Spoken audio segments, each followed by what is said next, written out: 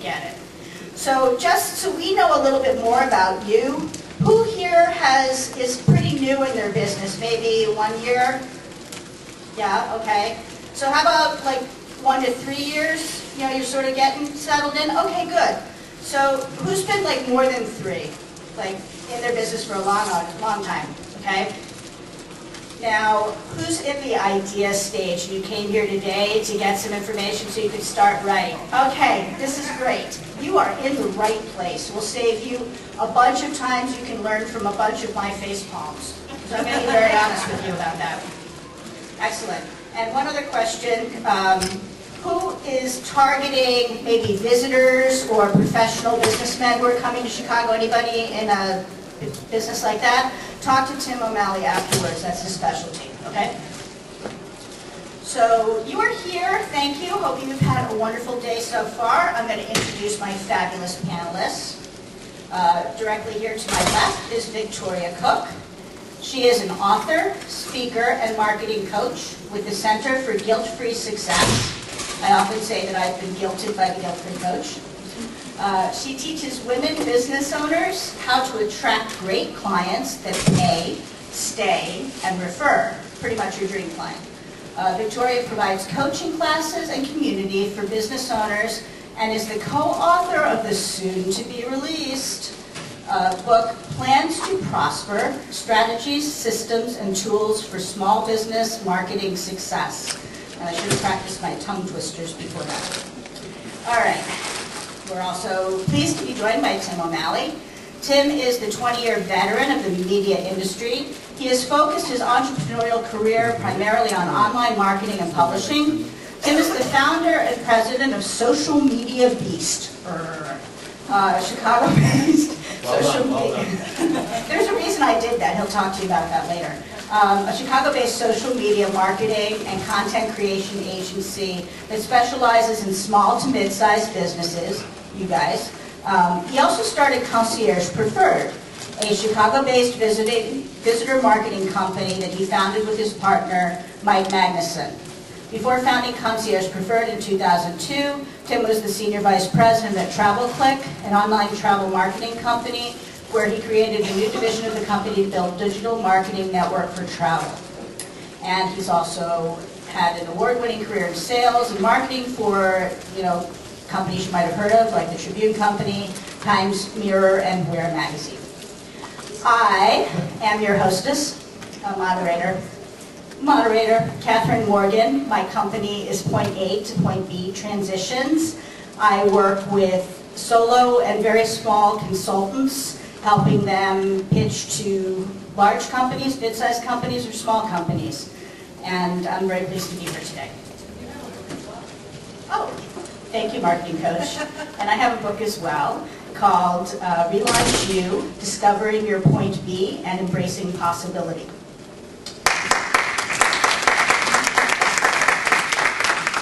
Okay, so we're ready to get started. Social media, it's free, right? You hear you're supposed to be on it. You've maybe heard a little bit from other people about it.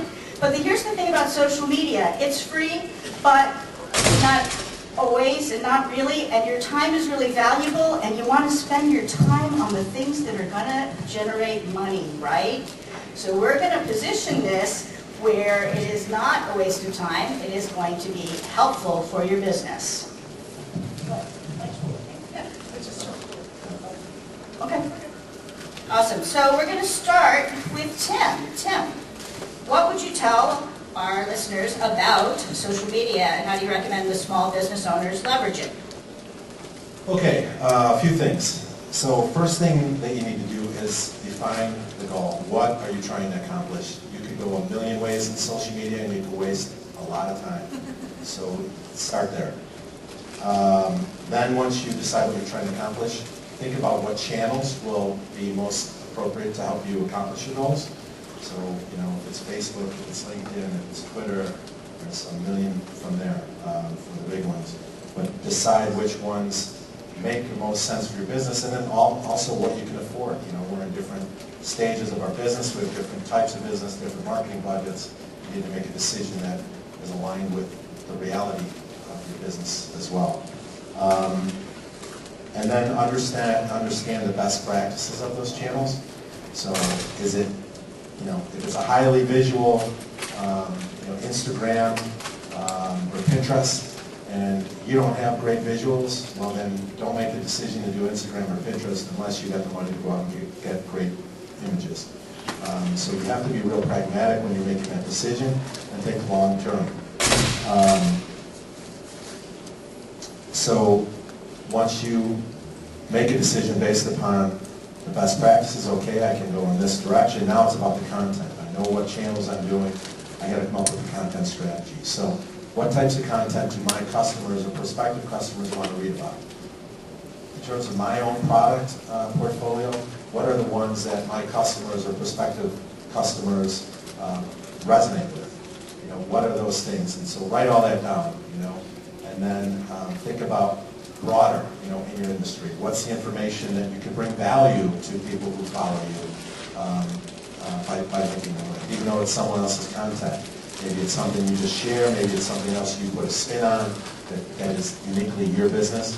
In either case, you want to make sure you come up with a strategy and then put it to a content calendar so that you have a basis done.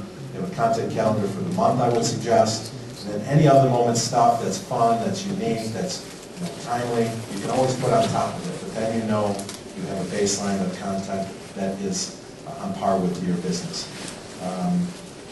Make sure someone's accountable to keep this all moving, because if you don't make yourself accountable or make someone else accountable to do it, it's just not going to happen at some point. So if it's you, put it in your calendar. If it's someone who's helping you, put it in their calendar. Either way, make sure it's in the calendar. And finally, measure and adjust.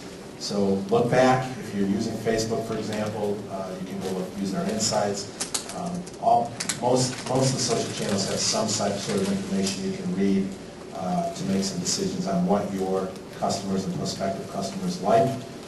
Very simply, whatever they like, do more of that. Excellent. Great advice. Victoria, what would you add to that?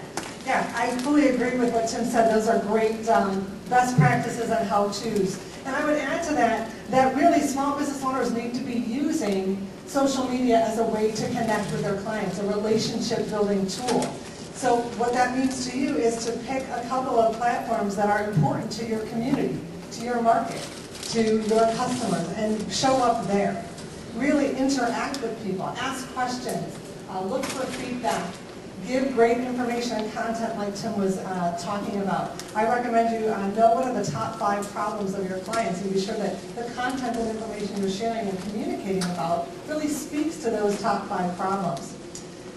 Also, it's important to really focus on just a couple key areas. Show up on a regular basis, definitely be responding to posts and communicating. Know that it's probably going to be a couple different kinds of pages that you're going to need for your social media. There might be a personal page, a business page, and a group page.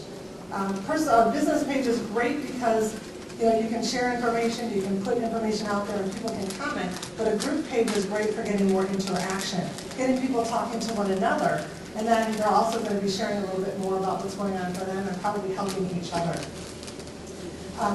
I belong to a mastermind group that has a group page, and it's for the mastermind members, but it's also been opened up to previous mastermind members and also people in my coach's community. And it's really been great for us as members because we can put something out there and really ask for some quick feedback. I was looking for a tool for one of my clients, and I could put something out there, and within 5 minutes, I had someone who responded and shared a tool that they use, and I had like 4 or 5 other people that shared tools. So I had a great list of things that I could give to my clients. It's also been great for my coach because she's also getting business from it. People join our community, they see what a great group we are, how interactive we are, and they want to be part of that. So think about what your customers really need and your community wants. Quite frankly, social media is no longer just free marketing like it used to be. It really needs to be a place to leverage and build community, build engagement, and get people involved. Because really, ultimately, marketing is about relationships. Yes, it is not an if we build it, they will come sort of thing. You need to build it in the right place You need to show up with information that your prospective clients care about.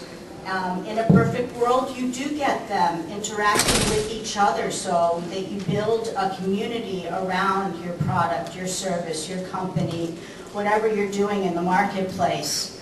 I promised you a few faceplant moments from yours truly because I often think you learn better from people's failures, like mine. I started my business 4 years ago, and social media was, the real hot thing back then. And I'm like, oh my gosh, this is free. I'm bootstrapping my business. This is a way to get my message out there. Hooray. So I built a very strong presence on Facebook and Twitter, and I did get some business benefits. I built strong relationships. I met some influencers. I can tell you some great stories about things that happened, but guess what? My customers weren't there, have never been there, still aren't there. My business associates are there. I interact with a lot of wonderful people, peer coaches, influencers in the space, but my customers were on LinkedIn, exactly where I was not spending my time until recently. Faceplant. Okay, I started it out, what you shouldn't do. You shouldn't build a great presence where your customers aren't. What would you add as the things people shouldn't do, maybe? Okay, this one is going to be a little repeat. I know there's a couple people here who saw this last session that I was in, but don't start. Don't start at all if you can't maintain it at the same level of quality that your customers are used to with your core business, then don't do it, because it just makes you look bad. So, I think I mentioned this before, but 50% of people want to learn about a business through their Facebook page instead of their website. So if they're going to come and consider your business from your Facebook, you want to make sure that you represent it well. And if you're not, and if you can't, if you don't have the manpower or the time to do it, then just don't do it at all. You're better off that way. Also, don't talk at people. So who hasn't been to you walk into a party, or you go to a bar, and you sit next to someone, and they start talking at you, blah, blah, blah, blah, blah, blah, blah. And at some point, you just go, okay, they didn't ask me a question, they didn't hear a word I said. I have to go to the bathroom right now, I'm getting up and I'm walking away out of it. That's how it works in social media, too. If someone just keeps incessantly talking at you, they don't give you a chance to talk back and have a conversation, then they're out of there. So you've got to look at it the same way for your business and social media. And then finally, don't treat it like free marketing.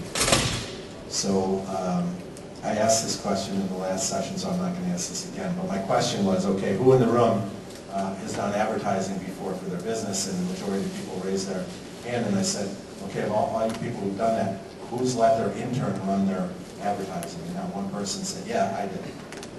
It's the same thing with social media. Traditional rules apply. Branding rules apply to social media. In fact, I would argue that it's way harder to manage and maintain a social media presence that's on par with your brand on a day-in, day-out basis. Remember, it never sleeps. Never sleeps.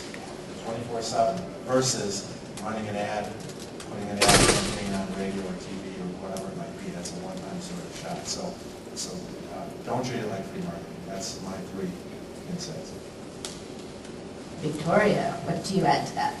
Yeah, well, number one, don't worry so much about the numbers. Everyone's worried about how many likes, how many followers do I have.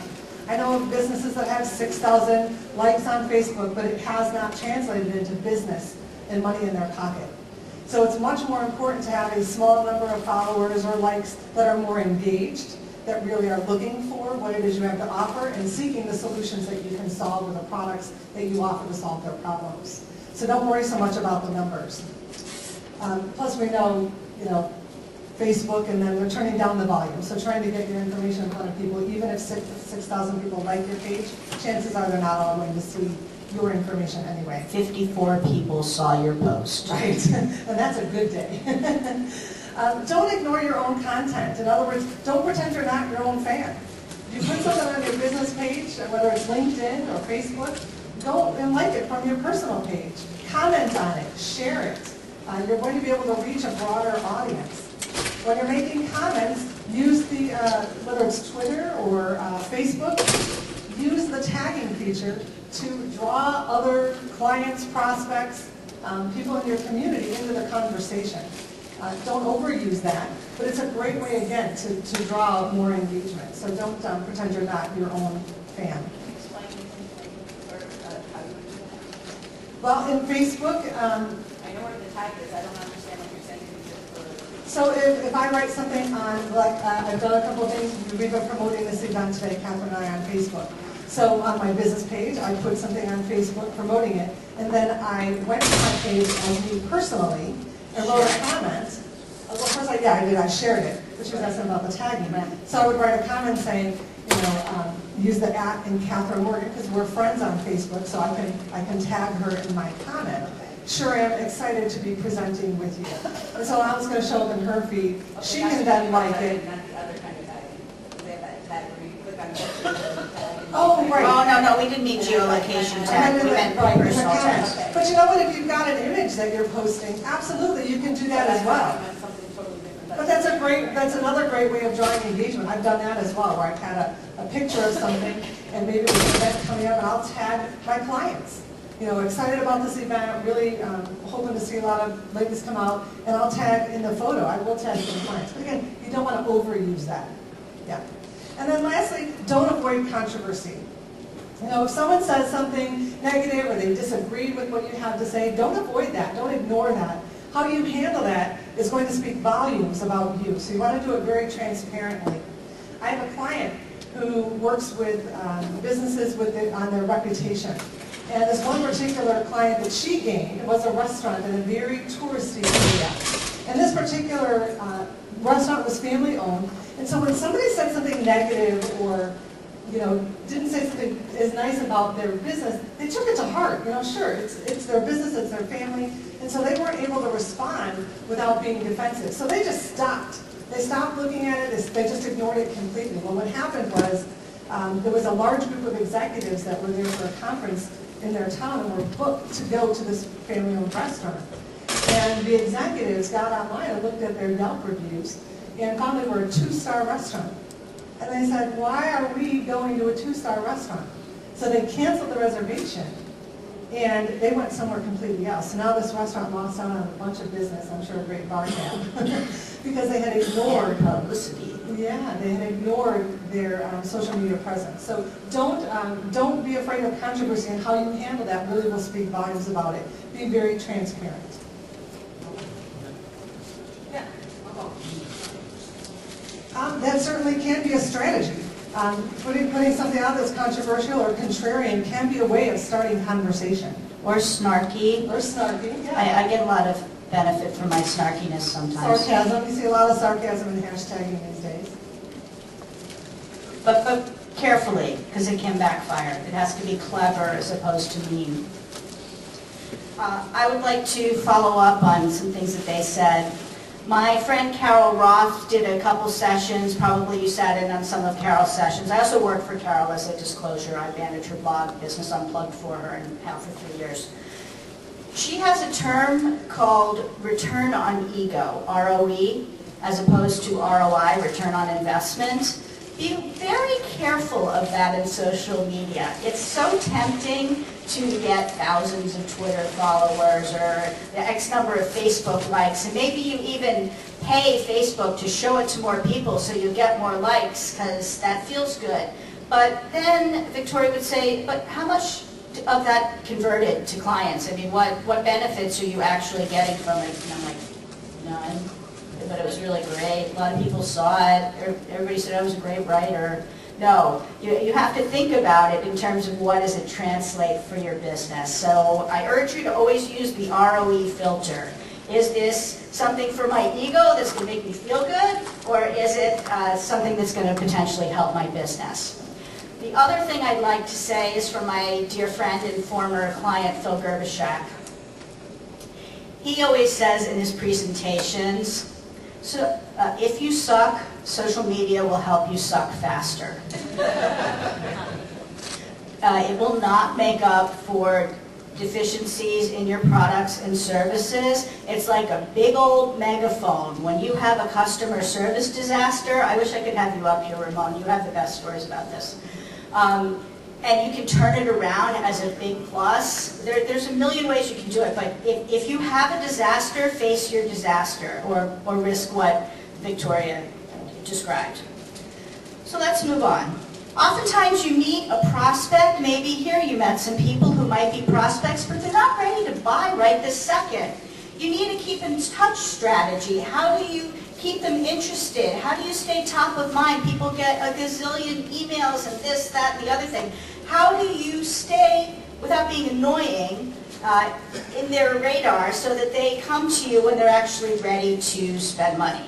We'll start with Victoria this time. Okay. Well, exactly what you said, Catherine. It does need to be a keep-in-touch strategy. You want to have regular touch points with your prospects, your clients, and your former clients, so you can be staying top of mind, like Catherine said. One of the easiest ways to do that, for starters, is to have a paper newsletter and an electronic newsletter, or an e-zine, a lot of people call that. And those are two of the basic kind of foundational pieces, and that's going to give you 2 touches automatically per month with your community. Then you can have additional offers, you can have reminders, invitations, postcards, mailings, a variety of things, phone calls, other media, in order to promote special events. Now, it's a very layered approach is what I work with my clients on. And the reason this is so effective is that instead of sending out a mailing to your entire list, what you want to look for is what specifically does your audience need. There are segments that are looking for key bits of information or products that you offer. And then if you have something that you think is going to be a really good fit for them, then you can just share those different tools with them. You can send them the mail, and you can send them the email, instead of trying to do it to your entire list. Now, this layered approach and kind of this multi-step approach isn't to harass people, like Catherine was saying. We don't want to harass people. We don't want to be spammers. But what we do want to do is really understand our market and know that we're giving them what it is that they're looking for and what they need at the time that they need it. So I'll often meet people at events that I do or trainings, and they'll say, oh, this is really great. I'm not quite ready now to work with you or to take that class, but in 2, 4, or 6 months, I might be. And so they're going to go on my newsletter list, they're going to go on my e-zine list, and they're going to have that regular communication. And then when I have that next class, when I have that next event, I can pick up the phone and say, hey, are you ready now? This is what's going on. I can shoot them an email. I can send them a postcard. Again, it's not to harass them, but people are busy. And the bottom line is that they're very quick to dismiss information that because they are so busy, even if it's something that they're interested in or that they really want to do. So we need to stay top of mind. Now, if you're not sure what to say when picking up the phone, because I hear that a lot from my clients. Okay, Victoria actually uses the telephone, and that terrifies some of us. I do use the telephone. It is it's one of the steps in my follow-up strategies. So if you feel the same way, like I can't pick up the phone, I don't know what to say, you can get a copy of my free book on how to attract, how to double your business in 30 guilt-free minutes a day at my website, or there are some of the yellow contact feedback forms around. If you fill that out, I'll send it to your inbox. But I've got actual scripts and things you can say and reasons to call, not just to sell your service or promote things. So really the bottom line is limiting your connection and limiting your contact, your market to one single medium is really doing you and your market a disservice. It assumes that they're on that platform all the time, when chances are they are not. So by having a multi-step, multi-layered approach to your follow-up, you're going to have better retention, and you're going to be able to, they're going to feel like, wow, she's everywhere. He really gets what I'm doing. Is he in my head? So that's why I recommend that. You have a quick question?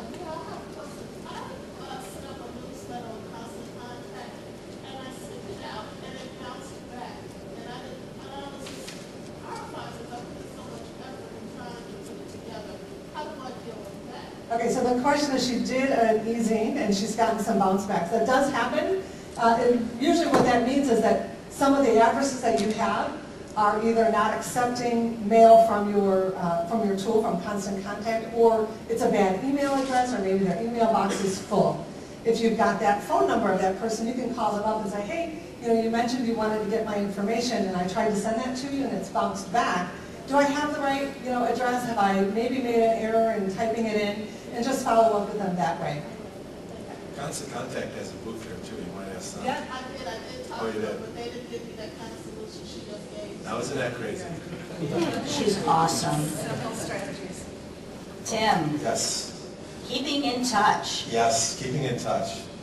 So just to build on that, so LinkedIn would fit right into that strategy as another channel to leverage. So the first thing you do, you gotta make sure you connect. After you meet with someone, go ahead, go back to go back and connect through LinkedIn. And then if you can, if you have the wherewithal, post content, either publish or post, share content through LinkedIn so that you're bringing value to anybody who you're friends with, you're linked with, your business is linked with. And that's a nice way to make people pay more attention to your name, for their day-to-day. Join groups. So that's another way to do it. Find groups where those people might be hanging out, and it's right into the strategy of being seen in different places because it takes a lot of touches to make a difference. And then follow up. It's again right into the strategy of pinging the person at the right time and in the right place. I like LinkedIn because there's not a million emails in there. I don't know what your email box looks like, but mine looks terrible. So I enjoy LinkedIn because I get there and I feel like it's uncluttered, and so my sense is that there's probably other people like that too. And it tends to be more purely business. Yes, a lot less junk there. Sure. Join groups and have discussions, not to spam, not Yes. to sell. Oh, can you elaborate on that, Tim? But to actually have conversations. Yes, don't dilute the value of groups by spamming them, throwing hand grenades in there about different things that you're selling. Hey, come to my teleclass on Right. Thursday. Right. Hey, read this article and. Yes, exactly. It's it definitely takes away the value, and then Yeah, they're everybody wants etiquettes, to but see there are it. some other reasons to join. Oh, did you have more? Did I cut did. you off? Oh, I'm sorry. I have one other point, which is you can also use remarketing depending on what kind of business you have.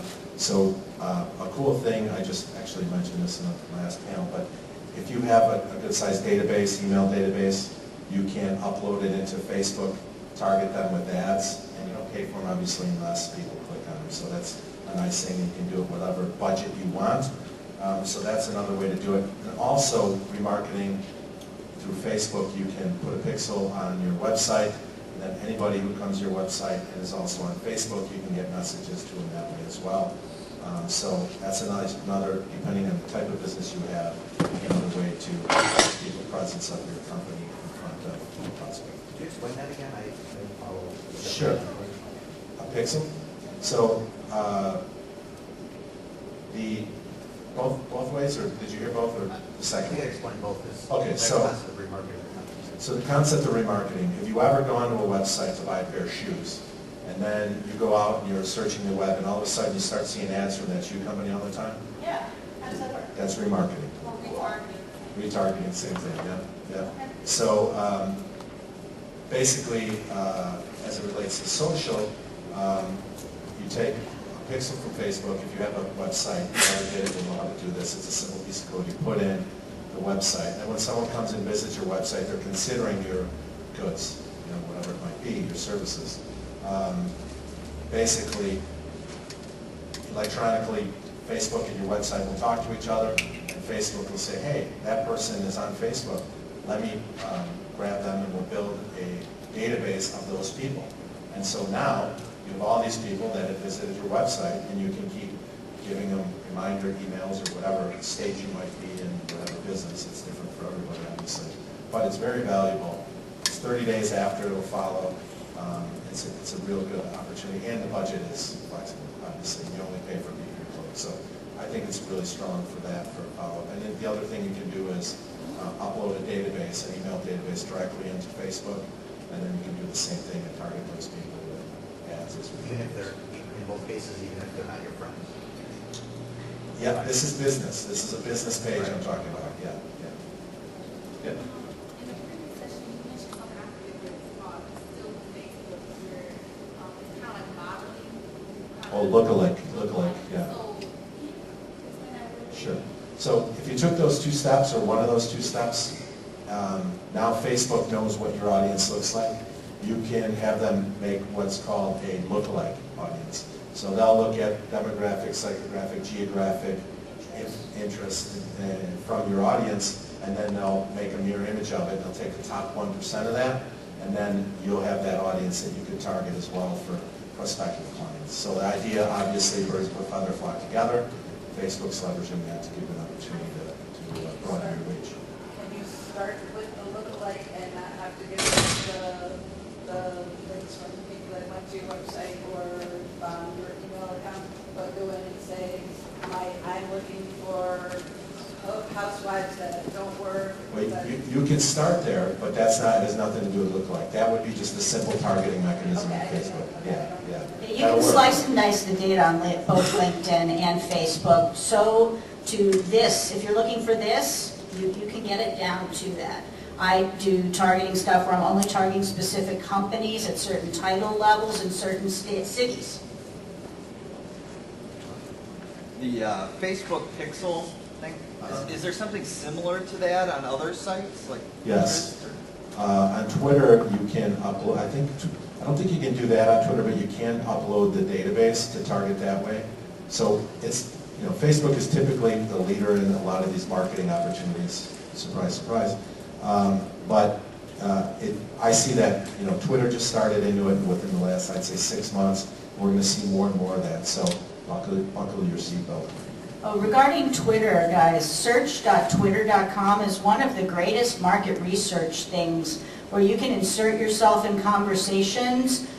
Things as obscure as kayak fishing have regular interactions that one of my clients is going to insert themselves in because they have a paddleboard with a seat on it, and it's a kayak replacement specifically geared towards fishermen. So you can find these conversations, and not to say, hey, check out my new